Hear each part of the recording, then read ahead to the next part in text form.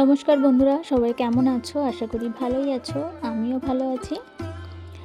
তো আজকে আবারও একটা রেসিপি নিয়ে চলে এলাম বেশ কয়েকদিন পর।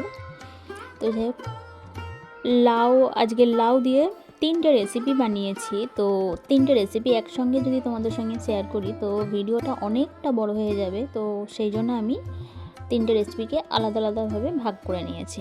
তো 3টে রেসিপির মধ্যে আজকে একটা রেসিপি শেয়ার করব। আজকে শেয়ার করব তোমাদের সঙ্গে লাউ ডাল।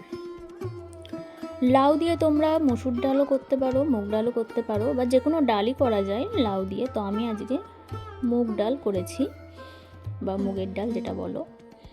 তো একটা লাউ নিয়ে নিয়েছি। দেখো লাউটা একদম কচি ফুল, দেখো দানা যেন একদম হয়নি, এতটাই কচি। তো আমার একটু শরীরটা খারাপ, তো সেই জন্য আমার রান্নাতে আমার বর একটু সাহায্য করছে। ওই কেটে কুচিয়ে সব দিচ্ছে হাতের কাছে, আমি শুধু একটু খুন্তি নাড়ছি। তো যাই হোক, চলো এই ভিডিওটা শুরু করি। বড়দের প্রণাম আর ছোটদের বুক ভরা ভালোবাসা দিয়ে।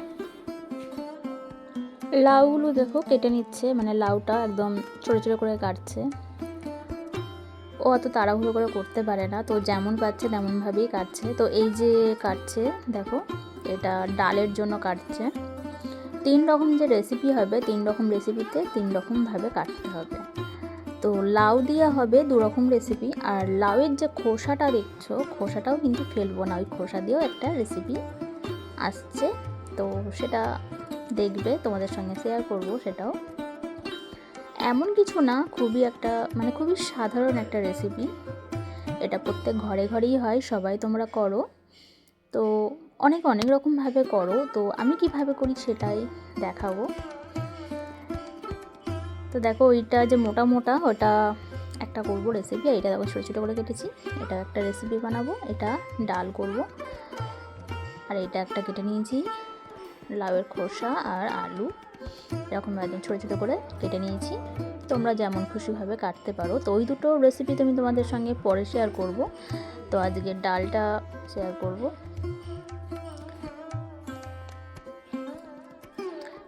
তো চলো, তার জন্য বসিয়ে দিয়েছি ডালের রেসিপিটা করার জন্য। বসিয়ে দিয়েছি গ্যাসের উপরে একটা কড়াই। ডালটাকে একটু হালকা করে ভেজে নেব, ড্রাই রোস্ট করে নেবো আর কি।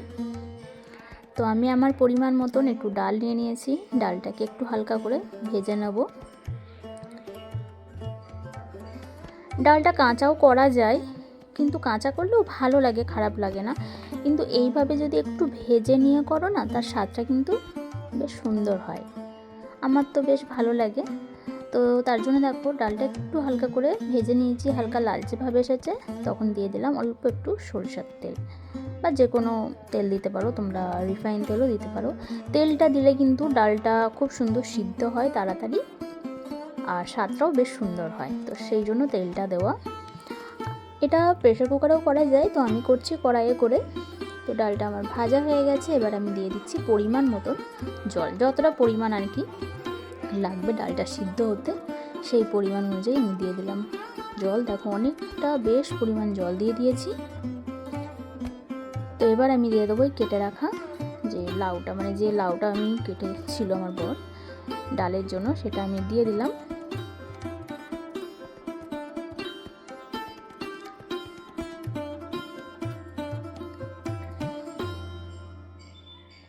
একটু নুন দিয়ে একটু ঢাকা চাপা দিয়ে রাখলাম। দেখো সিদ্ধ হয়ে গেছে ডালটা। ডালটা সিদ্ধ হয়ে যেতে এবার আমি দিয়ে দেবো 2টো চেরা কাঁচা লঙ্কা। কাঁচা লঙ্কাটা দেবো শুধুমাত্র একটু সেন্টের জন্য, বা একটু চিচিড়ে ঝালও হবে, আর কাঁচা লঙ্কার গন্ধটাও বেশ ভালো লাগে। আর দিয়ে দেবো আদা বাটা। তো এটা আদা বাটা নয়, এটা আমি গ্রেট করে নিয়েছি, তোমরা একটু বাটা ব্যবহার করতে পারো। তো আদাটা আমি কাঁচাই দিয়ে দিলাম। এইভাবেও করে দেখো, বেশ ভালো লাগে। তোমরা চাইলে ফোড়নেতেও দিতে পারো, তবে আমি কাঁচাটাই দিয়ে দিলাম, কারণ আদার গন্ধ তো কাঁচাটা খারাপ লাগে না, বেশ ভালো লাগে। তো বেশ ভালো করে আমি মিশিয়ে নিলাম। এবার আমি দিয়ে দেবো অল্প একটু হলুদ। হলুদটাও আমি এই সময়ই দিয়ে দিলাম। হলুদটাকেও একটু ভালো করে মিশিয়ে নেব। তো আমার পুরনো বন্ধুরা তো আছো আমাকে সাপোর্ট করার জন্য, এত এত ভালোবাসা, তোমাদের সাপোর্ট আশীর্বাদে আমি এত দূর পৌঁছেছি। তোমাদেরকেও অসংখ্য ধন্যবাদ, অনেক অনেক ভালোবাসা, এইভাবে পাশে থেকো, সাথে থেকো।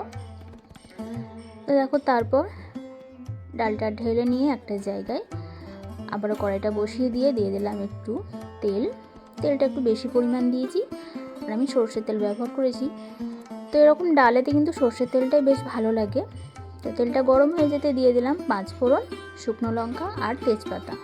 তোমরা চাইলে জিরে ব্যবহার করতে পারো 5 ফোড়নের জায়গায়।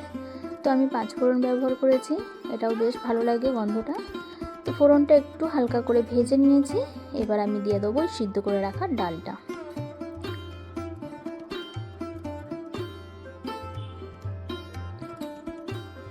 তো ডালটা দিয়ে দিয়েছি, এবার একটু ভালো করে নাড়াচাড়া করে নেব।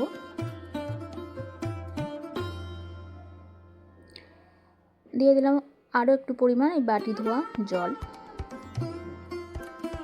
ডালটা বেশ গাঢ় মতন হবে আমার, আমি যেন খুব বেশি জল দিইনি, তোমরা তোমাদের পরিমাণ অনুযায়ী দিয়ে দেবে।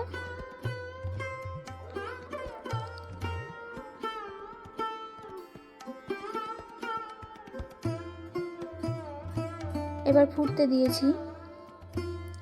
তো যারা আজকে আমার নতুন বন্ধু আজকে আমার চ্যানেলে প্রথমবার ভিজিট করেছো, তোমাদেরকেও অসংখ্য ধন্যবাদ, অনেক অনেক ভালোবাসা, অনেক অনেক শুভেচ্ছা।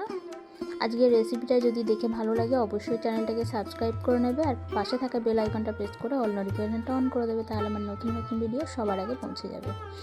আর যেহেতু নিরামিষ মুগের ডাল, সেই জন্য আমি দিয়ে দিয়েছি অল্প একটু চিনি, ওই 1 চামচ মতন দিয়েছি। এতে চিনিটা দিলে খুব বেশি মিষ্টি হয় না, স্বাদটা বেশ সুন্দর লাগে।